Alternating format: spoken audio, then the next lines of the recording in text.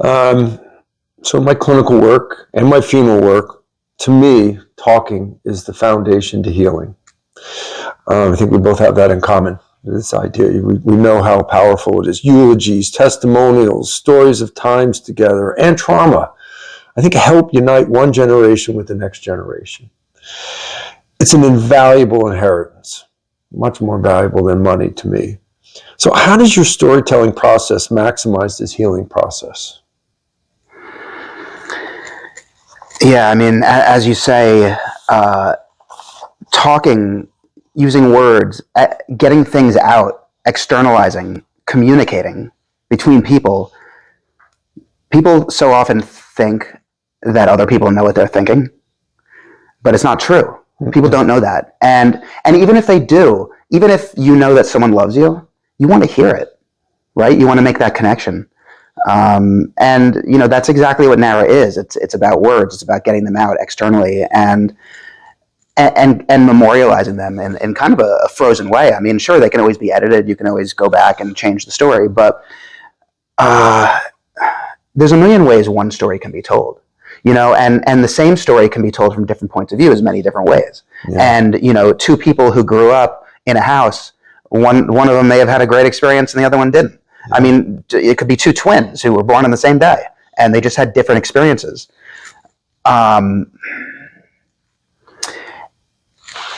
And a lot of, you know, when I was thinking what I was going to call my first company, Life Story, for a minute I was like, we could call it The Horse's Mouth. You know? That's good. Because this gives people, like, when you give someone the tool to tell their own story, yeah, they're telling it the way they want it to be remembered. Yeah. Again, one story can be told many different ways. How, you know, ideally you have the power for your story to be told and remembered as you would have it. Yeah. And it's all subjective. Yeah. You know, it's not really, yeah. I think that's the powerful piece that people can be aware of that is the subjectiveness of it. You know, it's from that person's perspective. So that might help align the next generation. Oh, now I understand why he behaved this way. You know, that backstory is really important, especially if it's been hidden, you know, feared to be talked about, to be able to talk about it. Forgiveness comes to mind. You know, just to put the pieces of the puzzle together, I think is a very powerful process.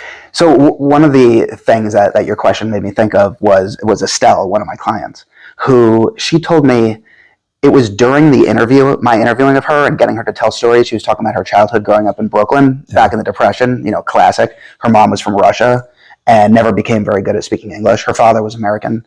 And Estelle, she was the tomboy of the three girls, and she always felt that her mother hated her.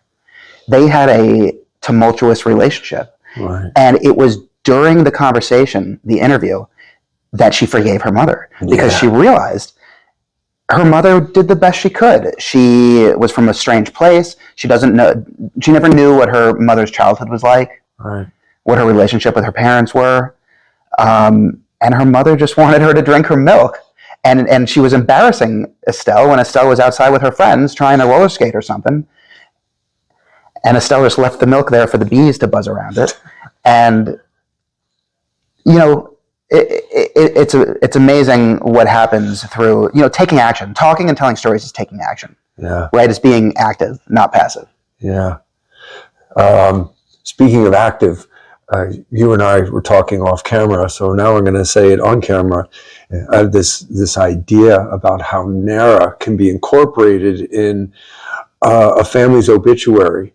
So then friends and family members can call NARA and tell a story about the person who died. Or at the visiting hours or the ceremony, we can have a QR code available for people to download pictures and tell stories. That would be important, right? It would be incredible. And, you know, it's so interesting that you said that because we have this whole list of features that we want to eventually get in. And we always thought of the exact same thing, but for weddings. Yeah. Where you'd have a QR code set up on an easel and, you know, the 200 guests would come in and do, you know, snip it and they could tell the stories, whether it's like real-time stuff, capturing what's going on in the moment, or it's stories about, memories from the past of knowing the person. Same thing with the funeral home. It could be just amazing. Yeah. Yeah. Okay, well, you're going to let me be the first person on the block with that, okay? The pilot, yeah. It'll good. start here. So, Steven Tyler of Aerosmith was asked once about the song Sweet Emotion. And he said that all emotions are sweet, even if they're negative. He said having all your emotions is always good. I believe that. So how does your storytelling process evoke all emotions and thoughts from the storyteller? I mean, it's true. So kind of two aspects, two parts to answer that. The first is in terms of, what Steven Tyler is saying, it's absolutely true. If you want to, whatever the emotion is, even if it's negative, if it's envy, if it's hate, that's a mountain to climb, and you want to get to the top, right. or it's a beast to battle, and you're not going to accomplish that by pretending it's not there. Right. You need to bring it out. And, with whether I'm interviewing a client or you're talking to Nara, it's going to help you tell what it is you want to say. Yeah. You want to talk about mom's brisket? It's going to ask you about the brisket. You want to talk about the jealousy you felt? That so-and-so was more successful, or this or that. It's going to go there with you. Yeah. And it's going to support you. Yeah. And if it's going to bring you to tears, the story, not Nara. Nara's going to be right there with you. And Nara empathizes. Nara doesn't obviously truly empathize because Nara is not a person. But the questions that Nara asks are empathetic questions. Wow. And is just there to support you in telling the story you want to tell. You can tell any story you want to tell, and it's right there with you. It's not trying to change the subject. Wow. It's trying to draw rich detail. Because that's the main thing. That's what makes for good reading, is rich detail, sensory details. Yeah. So I have it programmed so that if you're talking about, you're young and you got your first car. Well, it wants to know the same things I want to know, which is, what was the make and model of the car? What was the color? What was the interior like? And tell me about a great memory that you had in that car. Yeah. Whether that was your first road trip or just the first drive, or the time that someone, spilled something on the seat, or whatever you remember, and then just keep going deeper until you told everything you can. Wow. I love that. So that kind of leads me to the next question is, there's people who are good storytellers, and there's a lot of people who have a lot of resistance to being a storyteller. Yeah. Do you have suggestions for those people who are resistant to telling their story? There have been a good amount of people who I tell them what I do, and they say, "Oh, my life is just ordinary. No one would be interested." People think people aren't interested. Right. But, in my opinion, and most people agree, everyone's life is unique. Even if it's kind of the same old, like, so many of us have our story of falling in love.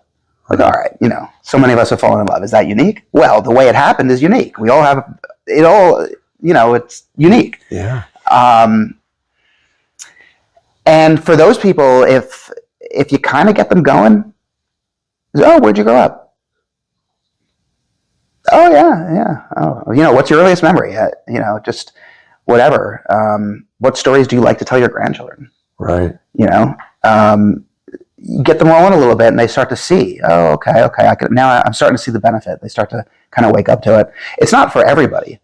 Some people just don't want to do it. And, whether that's, just kind of regular people that they're just not interested, or you get some, instances of people who've had traumatic lives, like Holocaust survivors. They do not want to go there. Yeah. And, I would, you got to respect that. There's no pressure there, no pressure. But in my experience, at least 70% of the people in the world think that they have something unique to share, and like the idea of being able to tell their stories, and their family, always having them. Wow. You get some curmudgeons, some people who start off as curmudgeons, but a little bit of, as long as it's not trauma, a little gentle pressure. Yeah. Hey, it's no big deal, Yeah. I love that. And maybe that builds courage to maybe tap into and touch on traumatic issues that may need to be talked about so they can be reconciled in the storyteller's head, as well as bring understanding to the next generation too, so they get to understand a little bit, because those gaps, I think, are what are powerful gaps that can hurt relationships when those stories aren't told. And you're right, you have to be careful with those stories because they are traumatic. But the more the trauma can be talked about and then explained, I think the next generation gets some great insight. So. It can be therapeutic in so many ways. I always think, like, I operate under the thesis that it's just super beneficial to know who and where you come from. Yeah. Because if you didn't know who you came from, you'd kind of feel like alone. You're not part of a greater tradition or timeline. But if you know the story of where you come from, for me, I was saying how my family went back to Ukraine, but I don't identify as Ukraine whatsoever, because I only learned it kind of recently. Right. But it's really interesting to know, and just to know the kinds of things that the generations before you had to deal with, to know that you have bravery in your family, or even to know something like having alcoholism in the family. Yeah. Like, imagine if you didn't know that, and versus if you did, you could steer clear, or knowing that there's depression in your family. You're not just a sad, strange person. Like, it's not your fault. It's actually genetic. Yeah. Yeah. Is there a best time to start doing this storytelling with Nara? I would have thought yes when before I started talking with you, but now as we're talking through all this, I don't know. I think anytime, right? 100%. So I had a client who, it was the son who hired me to interview his father. His father passed away recently, Stephen. It was just one of the greats, escaped Europe when the Nazis were coming in, became a builder in New York City, built the Pan Am building, or now it's the MetLife building, I think it is. And just great. And so we did it, over the course of a year. And at the end, his son, who's my age, said to me, he said, I can see how there would be a real benefit for him, the client, to just start telling his stories immediately, because he can see how when you get older, your memory starts to fade. It's not as sharp. The details start to kind of dull. Yeah. And so my answer is you should start right now. Yeah. The sooner the better. Because also with Nara, it can be legacy storytelling, even for someone young like us. You can still talk about your ancestry and your childhood and things like that. Yeah. But there's also what we're calling in Nara memory preservation. So you have the legacy posterity, and then you have the memory preservation, which is real time. And so for families who have children who are playing sports, or you're going to weddings, you're going on vacations, all these things in real time, you can capture them as they're happening. I would say that's even better, because you're capturing everything in very rich, sharp detail. And then later on, you might reflect and you can revisit things and tell them from a new perspective. It just occurred to me when you were saying that, how I hear so many times with in bereavement support groups where the survivors want to hear that person's voice, right? It's one of the things they lose very quickly. And if they had the chance to go into the library of stories in Nara and to be able to listen to that person tell firsthand those stories, that was a very powerful experience. Yeah, it would be beautiful. So, another feature that we have ahead is audiobooks. Wow. Right? Because we have the recordings. Yeah. And there's two ways that could go. One is you could listen to the actual story they tell, with the ums and the ahs and the misspeaking and and all of that. But Nara rewrites it so that it reads well. And with AI, you can clone a voice. So you could have the loved one speaking the story that was actually written, so that it's very it's told elegantly. but it's their voice. So it's kind of two different options. I don't know. Maybe we'll just offer both. Because people might think it's weird. We are terrified. I think. Well, I am. I don't know about everyone else, but the AI generation and what's happening and is overwhelming.